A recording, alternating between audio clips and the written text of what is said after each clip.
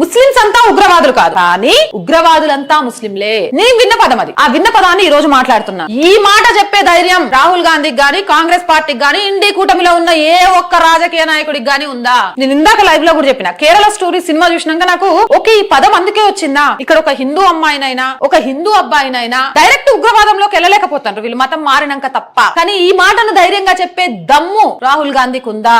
ఎక్కడైనా హిందువులు హింస చేయడం చూసిండ్రా? హిందువులు హింస చేయడం మొదలు పెడితే రాముడి గురించి, కృష్ణుడి గురించి, అయ్యప్ప గురించి మాట్లాడే వాళ్ళు ఈ భారతదేశంలో రోడ్ల మీద తిరగగలుగుతారా అంటూ చాలా మంది పెద్దలు, మహానుభావులు వేసిన ప్రశ్న. దానికి సమాధానం చెప్పండి. ఈ రోజు రాముడి గురించి హేళన చేస్తారు. ఇగో చట్ట ప్రకారం మేము ఎదుర్కొంటాం, పలానా ఆయన రాముడి గురించి చెడ్డగా మాట్లాడండి, మేము ఒప్పుకునేది లేదు అని కోర్టు మెట్లు ఎక్కుతారు. అదే జై శ్రీరామ్ అని హనుమాన్ చాలీసా పారాయణం షాప్ లో కూర్చొని నిన్న బయటికి గుంజి కొడతారు కొంతమంది మూక. వాళ్ళ గురించి మాట్లాడగలుగుతారా? ఇక్కడ హింసను ప్రేరేపిస్తుంది ఎవరు అన్నవి కళ్ళు మూసుకొని ఉన్నారా?